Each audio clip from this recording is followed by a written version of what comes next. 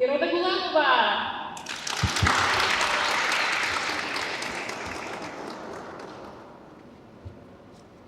Hello everyone, can you hear me? Yes. Okay, so today we're going to talk about something that has been bothering me for a long time. And is it fair to be empathetic?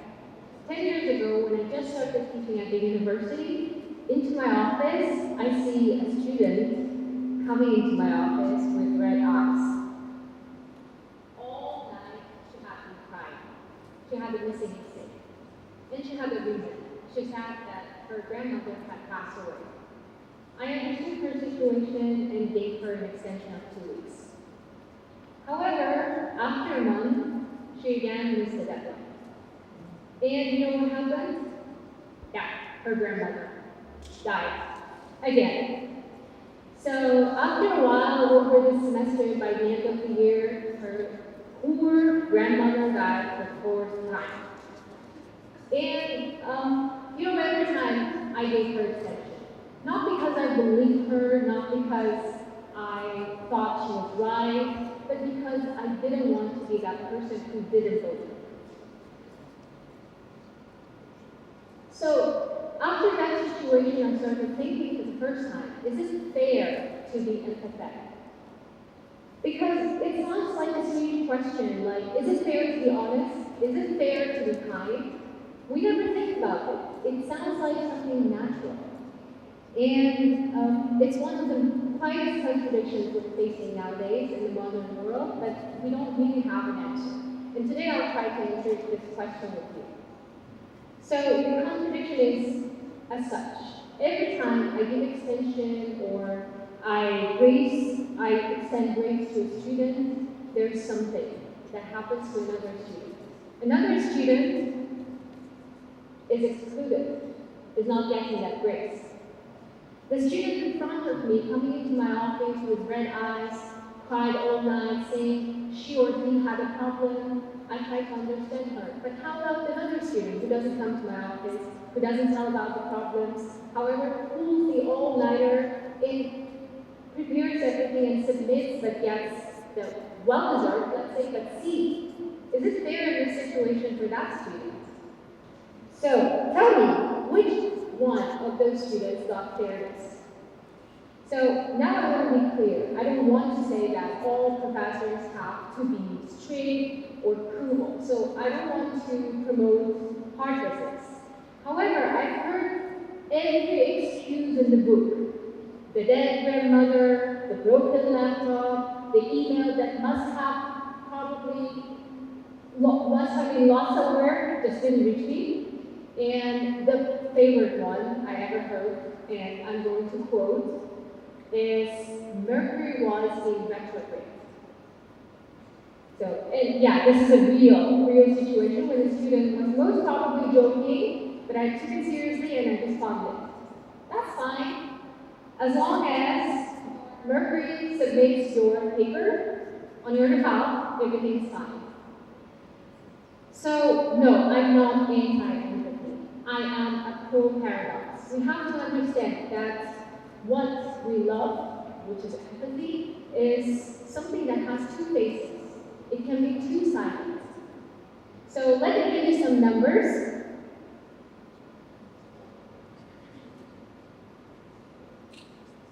So according to one of the biggest researches done by Sarah Conrad, where she analyzed American college students, empathic concern in young people had dropped by nearly half since 1980s.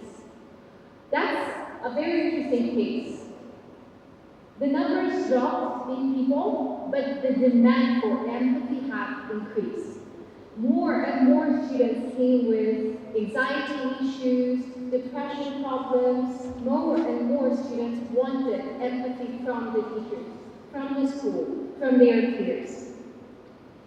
So we have less empathy in young children nowadays.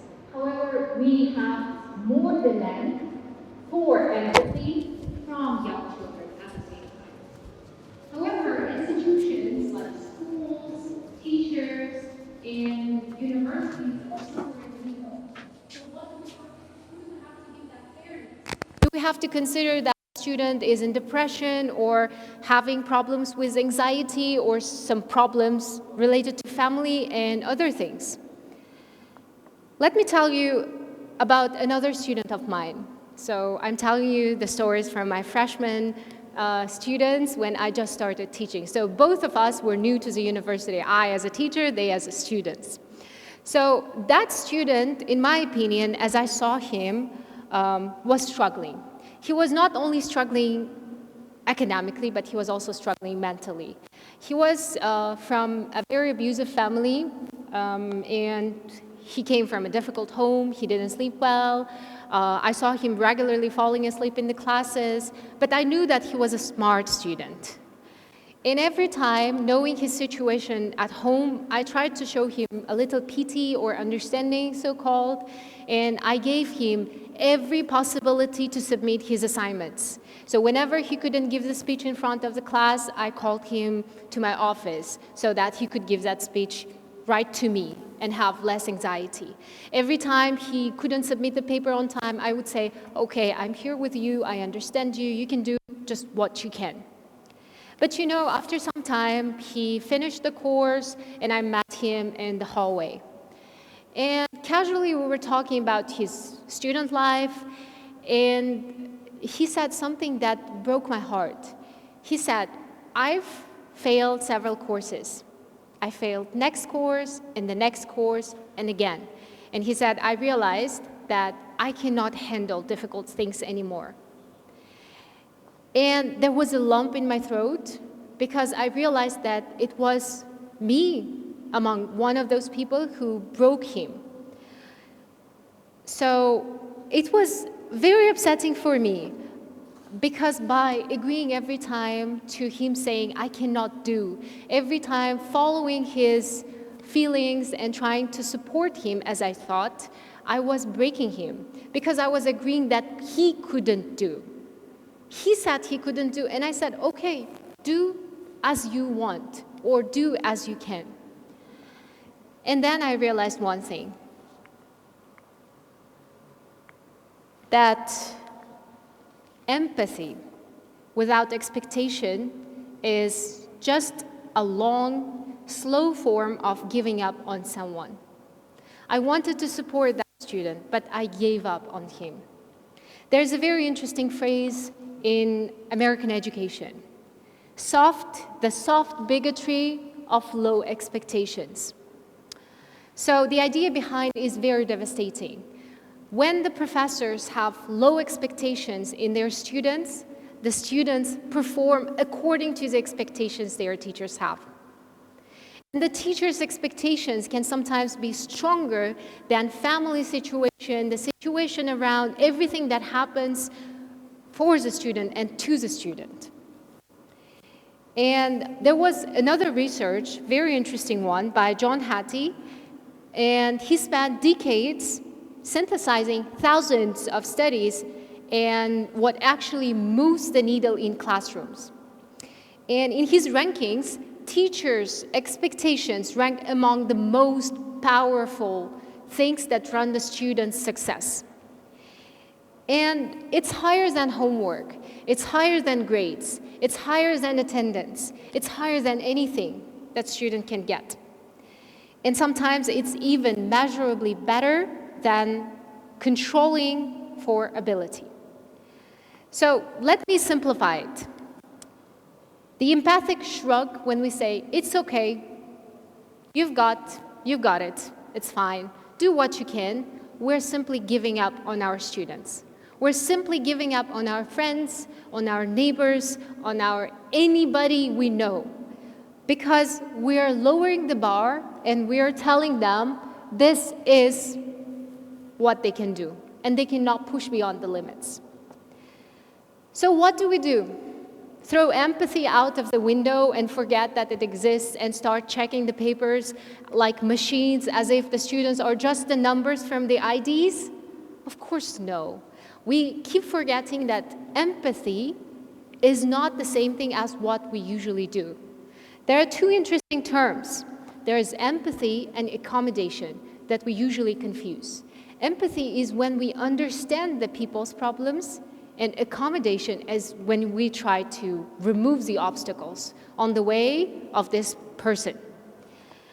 So they're not the same things. They're not even close to each other. When we're trying to simplify the life of a person by removing the obstacles, we think that we're giving a chance to the person. However, it's the opposite. We're trying to stop the person from developing. A teacher can say to a grieving student, I know what you're feeling. I know now you're in a difficult situation. But the deadline stays the same. So how do we help the student? How do we see the empathy here? This is still an empathy with a spine, not that soft empathy that breaks our students or breaks the people around us. I'll tell you the moment that finally clicked me. I was sitting, after this first year of teaching the students, I was sitting and memorizing my teachers. And you know, I had my favorite teacher at school. She was an English teacher, and I used to think I'm her best student and I'm her favorite student. And there was an essay she asked us to submit, which was very difficult. I was writing all night, I didn't sleep, and I was crying because I've noticed that I had so many errors. I was correcting, I was fixing, I wanted perfection. After submitting, it was my first C I ever received. And I didn't understand because I thought I was such a good student, one of the best students. And when I came to discuss angrily to my teacher, her response was, I know you can do better. Redo it. So this was the moment I was very furious and angry at my teacher. I went out of the classroom and I hated her. I hated her. I thought she was being pedantic, she was being a perfectionist, my work was already good, I'm a school student. But you know, now I love her. I love her today because she pushed me over the limit that I had at that time. She explained that I could do more than what I thought I could actually do. So here's what I want you to stay with tonight and today and think about it.